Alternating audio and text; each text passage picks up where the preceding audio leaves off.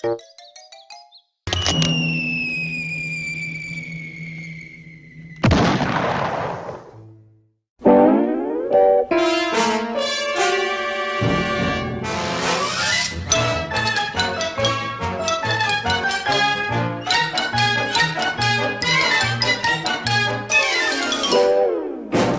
tout le monde, ce coup-ci vous l'avez compris, c'est une compile spéciale des jeux Looney Tunes, c'est bon sang qu'il y en a une chier.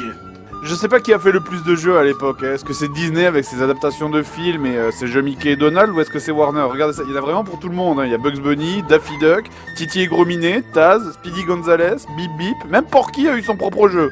Le seul qui a pas eu son jeu, c'est Pépé le Putois. Pourtant, moi j'imagine sans problème ce qu'un jeu Pépé le Putois pourrait donner. Hein. Allez, viens, ma petite, je vais t'attraper. Pourquoi il n'y a pas d'image là? Parce que c'est une émission tout public, espèce de grand dégueulasse. Et dans tout ce tas de plastique, il y a vraiment eu des super jeux. Hein. Moi par exemple, j'avais adoré le jeu Titi et Gros Minet, même si bon, il était pas génial et que le Titi en Mr. Hyde me faisait grave flipper. Il y avait les dizaines de jeux Bugs Bunny, et puis il y avait aussi les super jeux Tiny Toons. Moi je me régalais à y jouer avec des potes. Mais évidemment, c'est pas ça que vous voulez voir, vous, hein? Alors des jeux de merde Looney Tunes, il y en a eu plein, ne vous inquiétez pas, il y a eu des jeux avec un gameplay de merde, il y a eu des jeux juste impossibles, et il y a eu des jeux juste impossibles avec un gameplay de merde. Et je vais commencer par Roadrunner Death Valley Rally, qu'on connaît nous en France sous le nom de Roadrunner Looney Tunes sur Super NES. Alors moi ce jeu je l'avais pas, hein. J'avais un jeu Bip Bip mais c'était un jeu sur Mega Drive, donc du coup celui-là j'ai dû le commander sur eBay pour ce test. Je me souviens de la première fois, cette frustration, cette difficulté, j'essayais plein de techniques mais rien ne marchait. Et encore là c'était que pour ouvrir le colis, après j'ai joué au jeu et c'était pire, hein. Heureusement que je suis un grand fan des dessins animés de Bip Bip. Ah putain, s'il y a bien un dessin animé Looney Tunes qui n'a absolument pas vieilli, franchement c'est vraiment Bip Bip, hein. Je veux dire, l'humour est simple mais il n'y a rien à faire, ça marche à chaque fois. Alors au niveau jeux vidéo, il y a eu d'excellents jeux sur Bip Bip, notamment sur Mega Drive avec le Super Désert Démolition, et il y a eu cette version Super NES. Demandons son avis à quelqu'un qui y a joué. Alors graphiquement, le jeu est très bon et respecte bien l'esprit du dessin animé. Niveau son, bon, ça va. Niveau musique, c'est potable. Mais bon, c'est bien beau tout ça, mais si ça suffisait à faire un bon jeu, alors la Mega CD serait la meilleure console du monde. Hein. Vous savez, quand vous achetez un jeu Bip Bip, je suppose que la plupart des gens s'attendent logiquement à un jeu qui va vite. Hein. Je veux dire, tout ce qui fait Roadrunner dans les dessins animés, c'est de courir à 200 km/h dans un désert, et on s'attend à un jeu qui ressemble à un Sonic. Et ici, il n'y a pas de problème, vous pouvez aller très très vite, sauf que le problème, c'est que aller vite égale mourir dans ce jeu. Non mais je veux dire, waouh, trop bien, un jeu qui va plus vite qu'un Sonic, c'est super. J'ai plus qu'à me faire greffer des yeux de ninja pour pouvoir y jouer.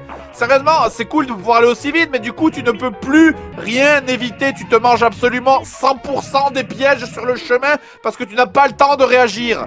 Enfin, je veux dire, comprenez-moi bien, regardez le détail de cette scène. J'ai utilisé mon logiciel de montage pour calculer à vitesse normale, sans le boost, hein, sans l'accélérateur, entre le moment où l'objet apparaît sur le bord droit de l'écran et le moment où je me le prends dans la tronche, il s'écoule 0,3 secondes.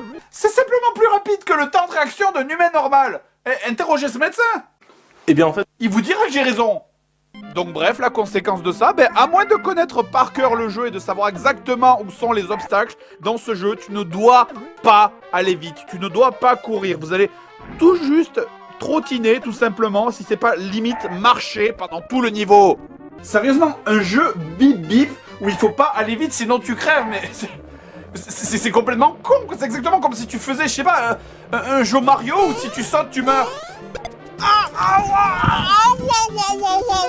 mia, je me suis pété la jambe. Mamma mia, Mario, tu es tombé. Tiens, prends ce champignon. Mais je veux pas des champignons, espèce de trou du cul, je me suis pété la jambe, va me chercher un médecin. Ça sera original ça, tiens. D'ailleurs, à propos de Mario, ce jeu est beaucoup plus proche d'un Mario que tu jouerais en vitesse ultra accélérée que d'un Sonic. Hein. Un Sonic, à peu près n'importe quel idiot le finit sans difficulté.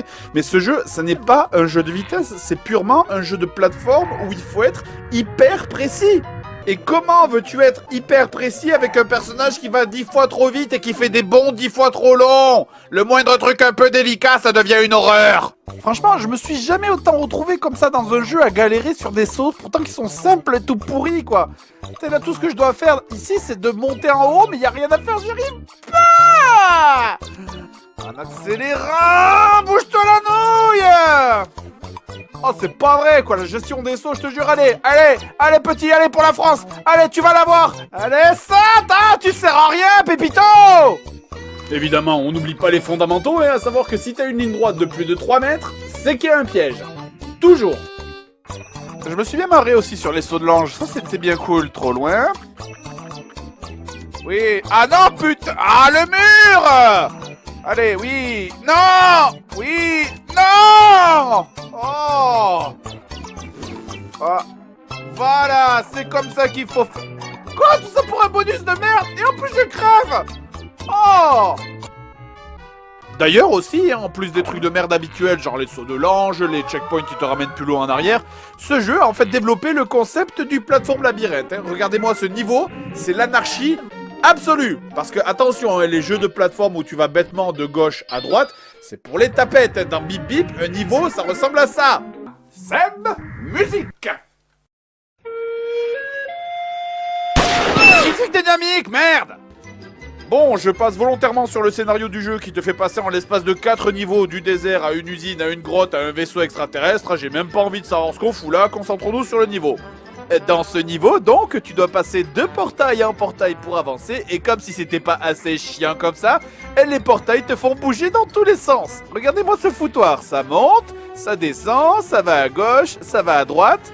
Tu prends le portail 4 qui t'amène au portail 7, puis au 9, le 9 t'amène au 11, puis au 13, puis au 12 qui te ramène au 9. Sérieux, c'est la maison des fous! Comment est-ce que vous voulez que je sache où est la fin de ce niveau de merde quand j'arrête pas de bouger de haut en bas et de gauche à droite? J'ai tellement bougé dans tous les sens que je sais même pas si je suis proche du début ou de la fin là! En plus, pour pas t'aider, il y a sans arrêt les martiens à la con qui te foncent dessus sans prévenir là! Sérieux, comment vous voulez que je skiffe ça? Ils font la taille de l'écran, merde! Sérieux! Ah, mes fesses! Ah non!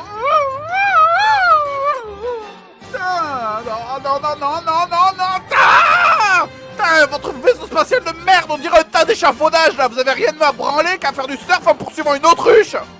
Putain, le sous-titre du jeu, ça devrait être beaucoup de souffrance pour un peu de plaisir parce que ce jeu, c'est pas différent d'une séance de bondage!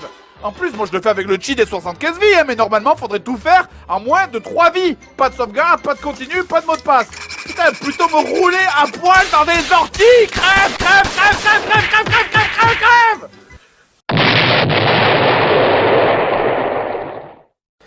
Ça va, c'est bon, on a tous des moments de faiblesse, hein, ça nous arrive, donc on va passer au jeu suivant, Tazmania sur Mega Drive. Et si tu ranges pas cette flûte, je te jure que je te l'enfonce dans le...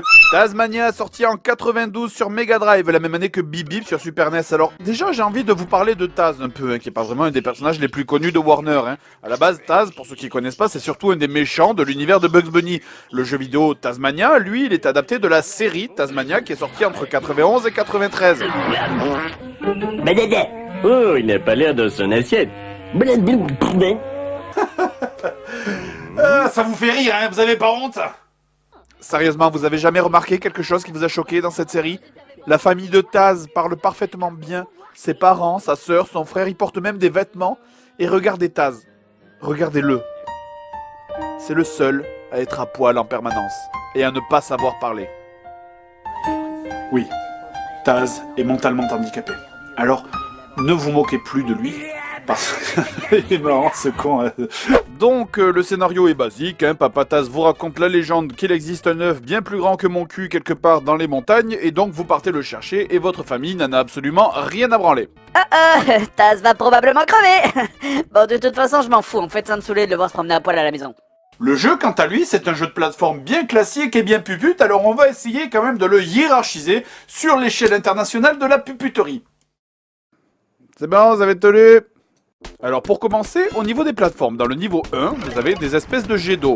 Et évidemment, là, l'équipe de développement de ce jeu s'est dit « Hey, et si on faisait l'inverse des règles établies dans les jeux vidéo développés depuis ces 20 dernières années ?» Dans la plupart des jeux, quand vous êtes devant exactement la même situation, sauter dans ce jet d'eau vous propulse vers le haut. Ici, non. Ici, vous prenez des dégâts. Bon, c'est pas grand chose, c'est un petit défaut, mais ça sera notre valeur étalon à 1 sur l'échelle de la puputerie. Tomber en dessous et mourir alors que visiblement il y a de la terre et il y a une plateforme en dessous, niveau 2 sur l'échelle. Bon, on est en bas. D'ailleurs, une autre idée qui sent le pâté dans ce jeu, c'est que chaque mouvement, chaque action, chaque ennemi a son propre effet sonore. Alors, quand c'est bien fait, comme dans Desert de Démolition, c'est cool. quand c'est mal fait, c'est complètement saoulant. Quand ça saute, on dirait que ça fait un bruit de chat qui s'énerve ou j'en sais rien. Quand il touche le sol, ça fait un bruit de klaxon. En plus, évidemment, c'est bien quand t'essayes de te concentrer sur les plateformes, hein, tu sais.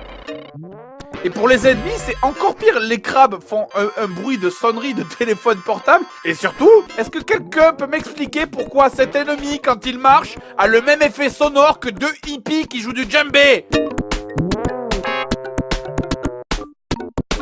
Voilà, donc ça c'était les sons séparés. Maintenant, comme dans le jeu, les sons tous ensemble maintenant.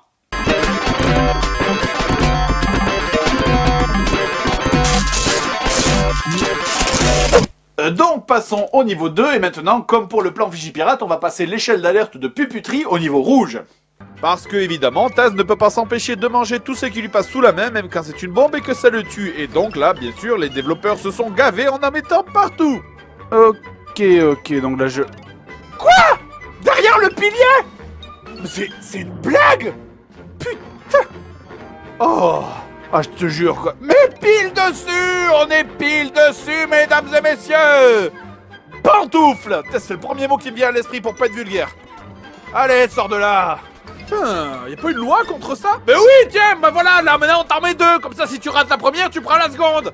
C'est de la cruauté gratuite, ça. Putain, mais là les mecs ils ont dû se dire: allez les développeurs, on va faire un jeu pour se venger des connards qui achètent nos produits. Qui est avec moi? Là vous voyez sur l'échelle on est déjà au niveau 6, mais on peut monter plus haut. Dans le niveau 4, on a les leviers piégés. Tu dois tirer sur des leviers pendant tout le niveau pour couper le courant, ça marche bien, et subitement, à la fin, sans prévenir, t'as certains leviers qui deviennent des pièges et qui te tuent. C'est gratuit. Ensuite, on a les niveaux sur de la glace. Alors ça, il y a toujours un niveau sur de la glace dans ce jeu qui te fait chier. C'est toujours. Ça fond dans la bouche. Il y a aussi les niveaux avec les sauts de l'ange, bien sûr. Il y a les niveaux type Frogger, où les mecs se sont dit: hey, et si on faisait un niveau en 3D avec des sprites en 2D? Un grand moment de jouissance dans ces niveaux-là. Parce qu'il y en a plusieurs en plus, bien sûr. Là, vous voyez, il y a plein de couloirs qui sont délimités par les troncs. Il faut sauter de tronc en tronc pour ne pas toucher la flotte parce que votre tronc coule. Et si vous me pardonnez, ce système, c'est un étron. Merci. Mais votre personnage, lui, que vous soyez devant au premier plan ou derrière complètement en arrière-plan, il a exactement la même taille. Et du coup, c'est génial parce que comme ça, quand tu sautes, tu sais jamais où tu es. Je rebondis, je sais même pas où je suis, derrière, devant, et bongui. Et allez, regarde-moi ça, et tu meurs. Tu vas choper le cancer avec toutes ces tumeurs, hein. Ok, j'ai m'arrêté. Dès que vous touchez l'eau et que vous commencez à rebondir, c'est le festival. Il n'y a plus moyen de savoir où c'est que vous allez atterrir. Et attendez, il y a mieux encore. Vous voyez les rochers là sur l'eau? Peut-être que vous croyez que c'est des zones sûres en fait. Mais non! On peut même pas rester une seconde dessus pour reprendre son souffle. Il y a sans arrêt des crocodiles qui reviennent dessus pour vous harceler en boucle. Putain mais... Une seconde! Je te demande une seconde! Jeu de merde! Laisse-moi juste, fous-moi la paix une seconde! C'est trop demandé! C'est comme si dans un jeu tu mettais la pause pour souffler pendant une seconde et qu'il y a un mec qui vient t'engueuler au bout d'une seconde et demie. Lance! Et enfin, on a le niveau de la mine. Le niveau de la mine, l'inévitable cliché du niveau de la mine. Sérieux quoi, ce jeu il a été fait par Captain Cliché quoi, c'est pas... Ok, d'accord, très bien, franchement j'ai même pas pu tester les boutons, je sais même... Ok, donc le bouton ça sert à ça donc. Bon, ah, pourquoi j'ai fait ça? C'est pas vrai, quoi. Ah, parce qu'en plus, il faut gérer l'accélération aussi. Non, mais c'est pas possible. C'est juste pas possible.